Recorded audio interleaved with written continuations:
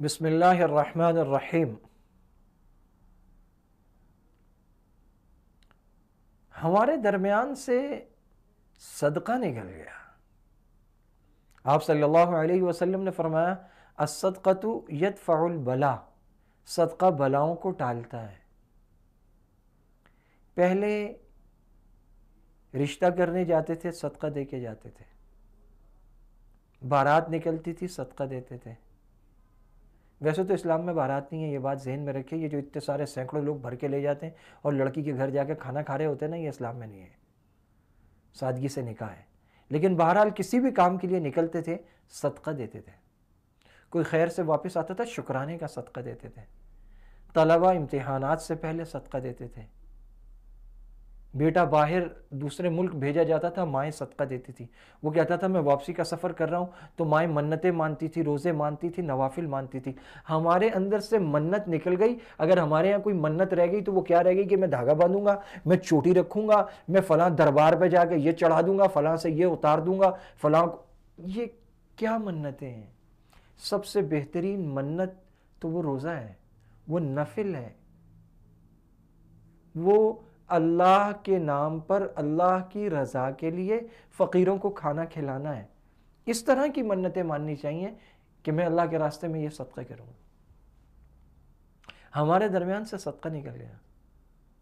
ایسے بھی بزرگ ہیں جنہوں نے زندگی بھر کسی بھی تکلیف پر طبیب سے رجوع نہیں کیا، صدقہ دیتے تھے پہلے۔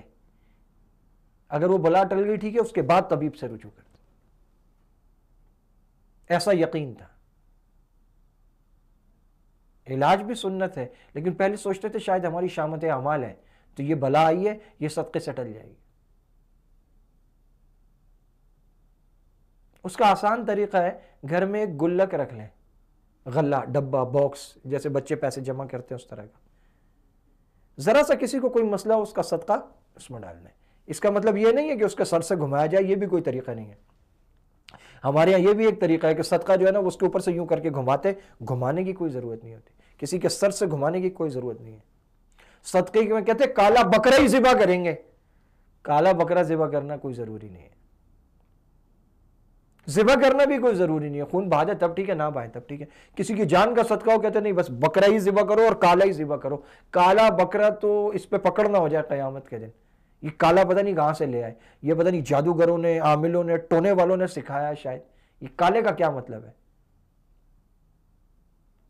جس چیز کی ضرورت ہو غرباء اور فقراء کو، مطلب ایک آدمی کو کھانے کے لالے پڑے ہوئے ہیں اور ہم کہتے ہیں یہ 500 600 700 روپے والے کلو والا جو گوشت ہے نا، میں تو یہ بکرا ذبح کر کے تمہیں کھلاؤں گا، یہ کھاؤ۔ وہ کہتا ہے سرکار مجھے راشن لے دو 1 مہینے کا، یہ جتنے کا آپ بکرا لائے ہو نا میرے پورے گھر کا راشن آ جائے گا۔ نہیں، بکرا کھاؤ۔ یہ کیسا صدقہ کر رہے ہیں ہم؟ صدقہ بلاؤں کو ٹالتا ہے، اور صدقے میں کوانٹٹی نہیں دیکھی جاتی، کوالٹی دیکھی جاتی ہے۔ کوانٹٹی مقدار نہیں، معیار، کوالٹی، اللہ کی رضا کے لیے ہو۔ آپ نے فرمایا احد پہاڑ کے برابر سونا بھی دے دے، اللہ کی رضا کے لیے نہیں ہے، کوئی فائدہ نہیں ہے۔ اور اگر کوئی کھجور کی گٹھلی بھی دے گا، اللہ کی رضا کے لیے دے گا، تو اللہ تعالیٰ احد پہاڑ کے سونے کے برابر اسے اجر دیں گے۔